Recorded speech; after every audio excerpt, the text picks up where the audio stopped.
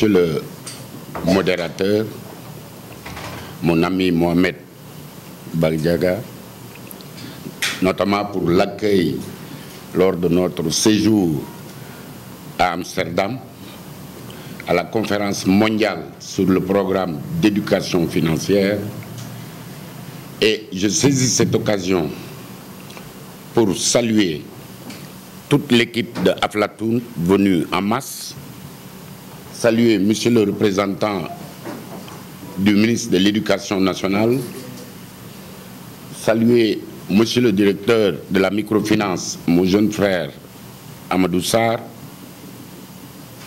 Monsieur le représentant de la BCAO, Monsieur le représentant, Mesdames, Messieurs les représentants des services financiers dans leur ensemble, la PBF, des associations professionnelles, la PBF, la PSFD, saluer l'ensemble des partenaires techniques et financiers.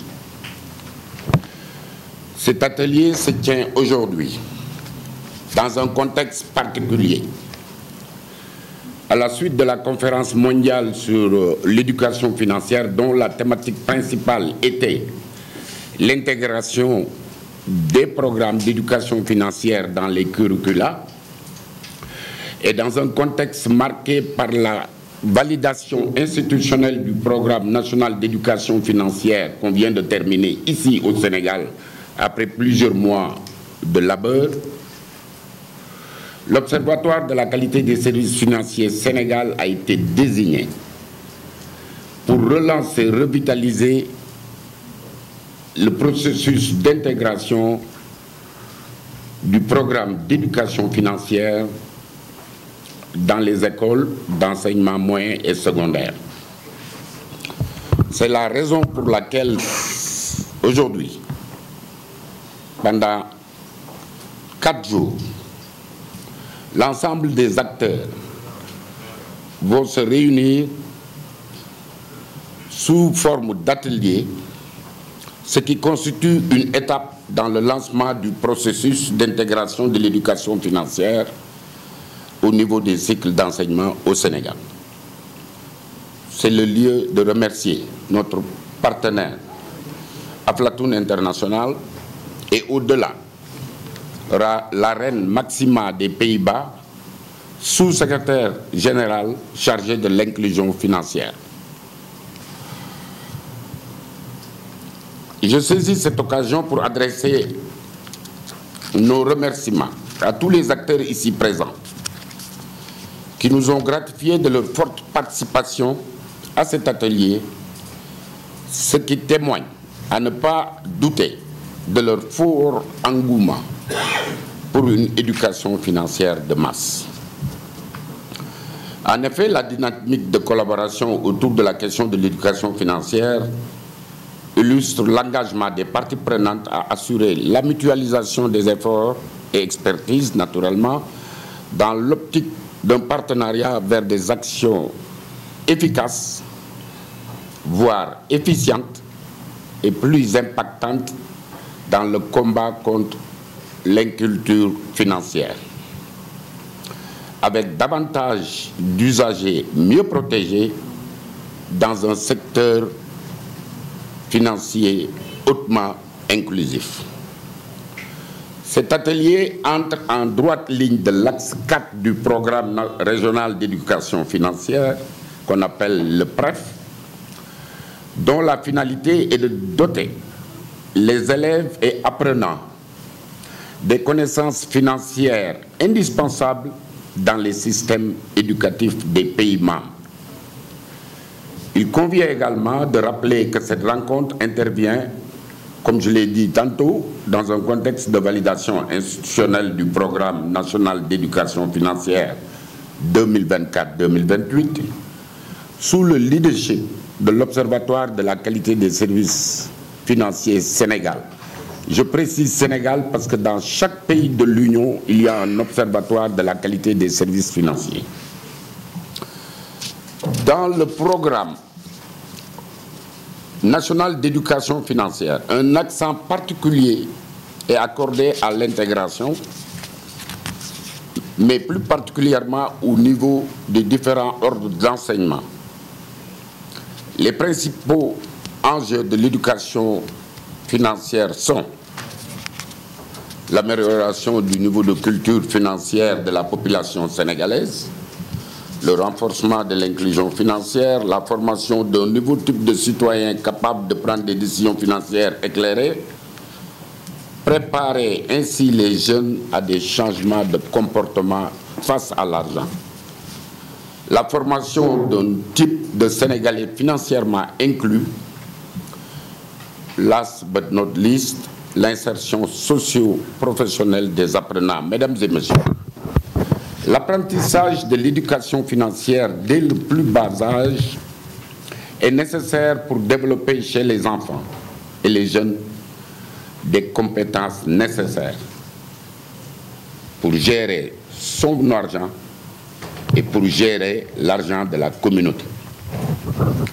Donc, il est impératif d'intégrer l'éducation financière à tous les niveaux d'enseignement en se basant sur les besoins identifiés.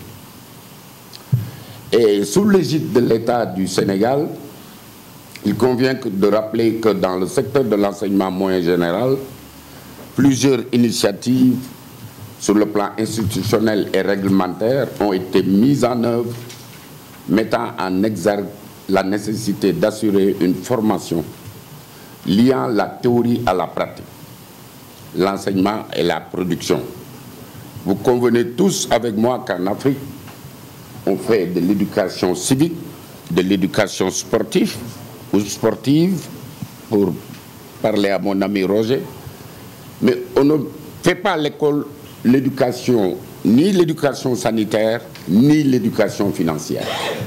Donc il est tout à fait impérieux de mettre dans les curricula, dès le bas âge, des programmes d'éducation financière adaptés, avec des modules adaptés. Et c'est tout le sens de cet atelier qui regroupe tous les acteurs et les experts pour l'élaboration de modules adaptés aux plus jeunes ou aux jeunes tout court. Distingués participants, l'objectif de l'atelier est d'échanger à travers une démarche inclusive et participative sur les mécanismes et le mode d'intégration de l'éducation financière dans les programmes d'enseignement secondaire. Je répète, l'objectif de l'atelier est d'échanger à travers une démarche inclusive et participative sur les mécanismes et le mode d'intégration de l'éducation financière dans les programmes. En particulier, l'atelier vise à atteindre les objectifs spécifiques ci-après. Partager les orientations du programme national d'éducation financière du Sénégal, parce que dans chaque pays de l'Union, il y a un programme national d'éducation financière adapté selon les spécificités de chaque pays. L'autre objectif de cet atelier, identifier les thèmes modules d'éducation financière pour l'enseignement secondaire général et professionnel. Identifier les approches d'intégration de l'éducation financière ainsi que les disciplines d'accueil.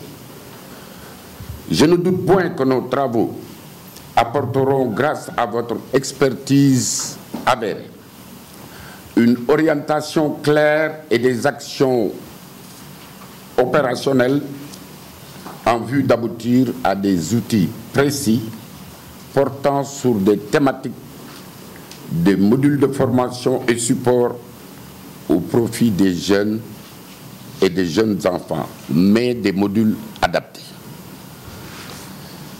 Les points de convergence qui ressortiront de nos échanges durant ces 4 jours permettront à coup sûr, j'en suis persuadé, de répondre à nos préoccupations communes et celles des autorités consistant à lutter contre l'illettrisme financier des populations, surtout des couches vulnérables. Cela va contribuer à favoriser l'autonomisation des femmes l'autonomisation économique et financière des consommateurs et, in fine, à favoriser l'inclusion des segments exclus financièrement. Je vous remercie de votre aimable attention.